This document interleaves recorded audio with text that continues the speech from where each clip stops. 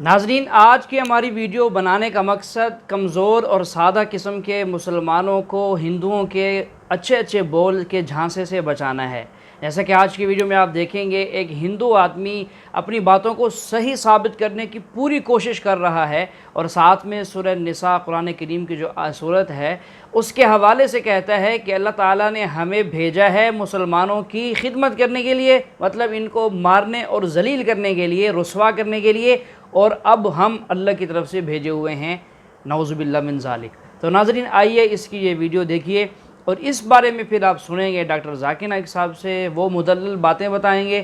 آپ سے گزارش ہے ویڈیو کو آخر تک لازمی دیکھیے گا اور چینل کو سبسکرائب کرنا نہ بھولیے گا۔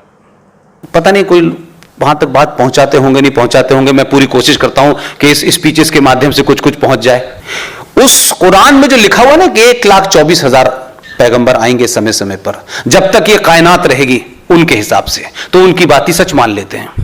لیکن اس میں صاف لکھا ہے کہ دنیا کے کسی کونے میں، کسی زبان میں، کسی سوچ میں، کسی دھرم میں، ہر شکل میں آئیں گے۔ لیکن یہ نہیں لکھا ہے اس میں کہ صرف مولانا صاحب ہی آئیں گے، ان کی داڑھی ہوگی، پاجامہ ہوگا، یہ سب نہیں لکھا ہے۔ اب وہ شخص آ گیا ہے تو کہتے ہیں ہم اسے نہیں مانیں گے۔ تو بھائی تمہارے ماننے یا ماننے سے کیا ہو رہا ہے؟ بھائی جب تم یہ کہتے ہو رب العالمین، اس سرشٹی کو چلانے والا ایک ہی ہے، ہم بھی مانتے ہیں، تم اسے اللہ کہتے ہو، ہم ایشور کہتے ہیں۔ یہ بات الگ ہے کہ تمہیں اللہ کہنے میں، ایشور کہنے میں تکلیف ہوتی ہے، ہمیں کوئی فرق نہیں پڑتا ہے، ہم مانتے ہیں۔ اور یہ بھی تم بڑے دعوے سے کہتے ہو کہ وہ رب العالمین پورے سنسار کو چلا رہے، اس کی مرضی کے بغیر کچھ نہیں ہوتا ہے، پتہ نہیں ہلتا ہے۔ آپ یہاں نہ بیٹھے ہوتے، میں یہاں نہ ہوتا ہوں، اس کی مرضی ہے۔ تو اسی کی مرضی سے مودی بھی آ گیا ہے،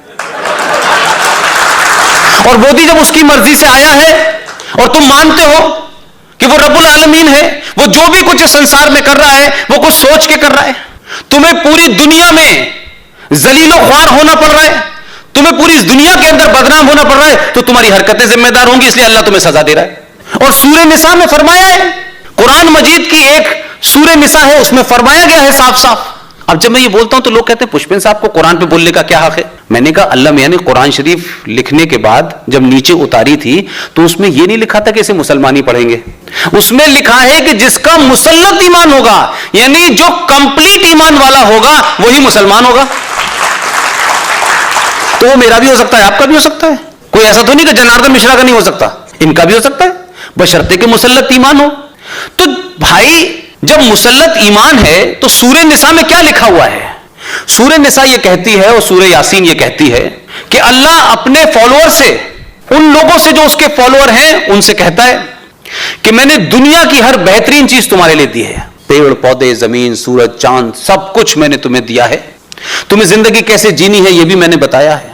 لیکن ایک بات دھیان رکھنا، اگر میرے بتائے راستے سے ہٹے تو میں اسی دھرتی پر، اسی زمین پر ایسے لوگ بھیجوں گا جو تمہیں مار مار کر میرے راستے پہ لے آئیں گے۔ اللہ تعالیٰ فرماتے ہیں سورہ محمد میں، سورہ نمبر 47 آیت نمبر 38 میں، وَإِن تَتَوَلَّوْا يَسْتَبْدِلْ قَوْمًا غَيْرَكُمْ ثُمَّ لَا يَكُونُوا أَمْثَالَكُمْ۔ اگر آپ اللہ کی بات نہیں مانیں گے، اللہ سبحانہ و تعالیٰ آپ کی جگہ ایک دوسری قوم لے آئیں گے، یستبدل قومًا غیرکم ثم لا یکونوا امثالکم، اور وہ آپ کے جیسے نہیں رہیں گے۔ اگر آپ اللہ سبحانہ و تعالیٰ کا کہنا نہیں مانیں گے، اللہ سبحانہ و تعالیٰ کے پیغام پہ عمل نہیں کریں گے، تو اللہ سبحانہ و تعالیٰ آپ کی جگہ ایک دوسری قوم کو لے آئیں گے اور وہ آپ کے جیسا نہیں رہیں گے۔ اور یہ تاریخ اس کی گواہ ہے، جب بھی کوئی قوم اللہ سبحانہ و تعالیٰ کی بات نہیں مانتی، اللہ سبحانہ و تعالیٰ اس کے بدلے ایک دوسری قوم کو کھڑا کرتا ہے۔ اور اس کی مثال سورہ جمعہ میں بھی ہے، اللہ سبحانہ و تعالیٰ نے اپنے پیغام کے لیے پہلے یہود کو چنا تھا، اور اللہ تعالیٰ فرماتے ہیں سورہ جمعہ میں، سورہ نمبر 62 آیت نمبر 5 میں، کہ یہودی کو اللہ سبحانہ و تعالیٰ نے پیغام دیا تھا، لیکن ان کی مثال ہے گدھے کی طرح، گدھے کے پیٹھ پہ کتاب لا دی جاتی ہے لیکن ان کو کچھ فرق نہیں پڑتا۔ اور ہم دیکھتے ہیں جب یہودی اللہ سبحانہ تعالیٰ کی بات نہیں مانتے تو اللہ سبحانہ و تعالیٰ ایک دوسری قوم کو لے کے آتے ہیں، عربوں کو، اور یہودی عربوں کو نیچا دیکھتے تھے، تو تو جو انسان کو آپ نیچے دیکھتے ہیں وہی انسان کو اللہ سبحانہ و تعالیٰ اوپر لے کے آتا ہے اور آپ کے سر پہ بٹھاتا ہے، اور اپنے قرآن مجید کے ذریعے، اپنے پیغام کے ذریعے قرآن مجید کو نازل کرتا عربوں پہ، اور یہ قوم الحمدللہ they become the torch bearer, یہ قوم اوپر آتی ہے۔ لیکن آج اگر ہم مسلمان اللہ سبحانہ و تعالیٰ کے احکامات پر عمل نہیں کریں گے تو اللہ تعالیٰ فرماتے یستبدل قوما غیرکم ثم لا یکونوا امثالکم، اگر آپ اللہ کی بات نہیں مانیں گے اللہ سبحانہ و تعالیٰ آپ کی جگہ ایک دوسری قوم کو لے کے آئیں گے اور وہ آپ کی طرح نہیں ہوں گی۔ اللہ سبحانہ و تعالیٰ فرماتے قرآن مجید میں سورہ آل عمران میں سورہ نمبر 3 آیت نمبر 110 میں، کنتم خیر امۃ اخرجت للناس، اے مسلمان آپ ساری انسانیت میں سب سے بہترین قوم ہیں۔ اللہ سبحانہ و تعالیٰ ہمیں عزت دے رہا ہے۔ اللہ سبحانہ و تعالیٰ فرماتے کہ ہم مسلمان ساری انسانیت میں سب سے بہترین قوم ہیں۔ جب بھی کسی کو عزت دی جاتی ہے، عزت کے ساتھ ذمہ داریاں ہونا لازم ہے۔ جب بھی کسی کو عزت دی جاتی ہے، جب بھی کسی کو عہدہ دیا جاتا ہے، whenever there is honor given, it is always followed up with responsibility۔ عزت کے ساتھ، عہدے کے ساتھ ذمہ داریاں ہونا لازم ہے۔ مثال کے طور پہ ایک اسکول میں پرنسپل کا عہدہ ٹیچر سے زیادہ ہے، ایک ٹیچر کا عہدہ، ایک ٹیچر کی عزت کلرک سے زیادہ ہے۔ ایک اسکول میں پرنسپل کی عزت، پرنسپل کا عہدہ ٹیچر سے زیادہ ہے۔ ایک ٹیچر کی عزت، ایک ٹیچر کا عہدہ کلرک سے زیادہ ہے۔ عزت اور عہدے کے ساتھ ذمہ داری لازم ہے۔ ایک پرنسپل کی ذمہ داری ٹیچر سے زیادہ ہے، ایک ٹیچر کی ذمہ داری کلرک سے زیادہ ہے۔ جب اللہ سبحانہ و تعالیٰ قرآن مجید میں فرماتے ہیں سورہ آل عمران میں سورہ نمبر 3 آیت نمبر 110 میں، کنتم خیر امۃ اخرجت للناس، اے مسلمانوں آپ ساری انسانیت میں سب سے بہترین امہ ہیں۔ جب اللہ سبحانہ و تعالیٰ ہمیں عزت دے رہا ہے، ہمیں ایک عہدہ دے رہا ہے، اس کے ساتھ ذمہ داری لازم ہے، اور ذمہ داریاں کا ذکر بھی اسی آیت میں ہے، تأمرون بالمعروف وتنہون عن المنکر وتؤمنون باللہ، کیونکہ ہم لوگوں کو اچھائی کی طرف بلاتے ہیں اور برائی سے روکتے ہیں اور اللہ سبحانہ و تعالیٰ پر ایمان لاتے ہیں۔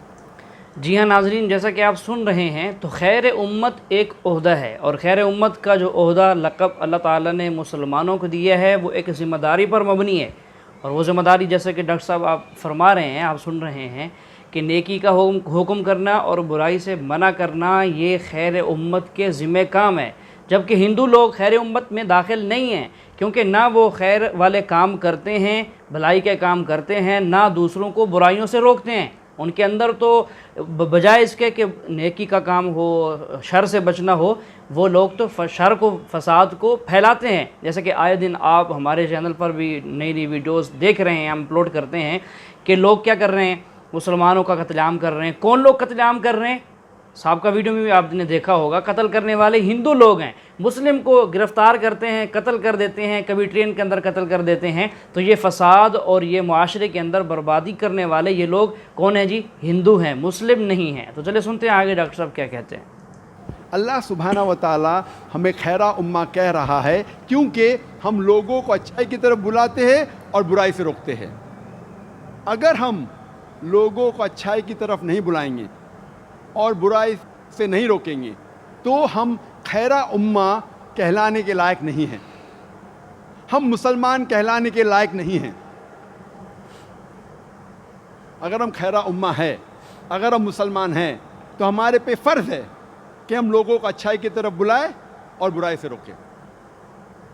اگر ہم لوگوں کو اچھائی کی طرف نہیں بلاتے ہیں اور برائی سے نہیں روکتے ہیں تو ہم مسلمان کہنے کے لائق نہیں ہیں، ہم خیرہ امہ کہنے کے لائق نہیں ہیں۔ اللہ تعالیٰ فرماتے ہیں سورہ بقرہ میں سورہ نمبر 2 آیت نمبر 143 میں کہ ہم نے مسلمان کو ایک امت وسط بنایا ہے تاکہ ہم لوگوں کو شہادت دے جس طریقے سے ہمارے آخری نبی محمد صلی اللہ علیہ وسلم ہم پہ شہادت دیں گے۔ سورہ توبہ سورہ نمبر 9 آیت نمبر 24. اللہ سبحانہ و تعالیٰ اب ہم مسلمان سے مخاطب ہے اور اللہ تعالیٰ فرماتے قل ان کان آباؤکم، کہو چاہے وہ آپ کے والد ہو، وہ ابناؤکم یا آپ کے بیٹے ہو، وہ اخوانکم یا آپ کے بھائی ہو، وہ ازواجکم یا آپ کی بیویاں ہو، وہ عشیرتکم یا آپ کے رشتہ دار ہو. اللہ سبحانہ فرماتے آپ کس سے محبت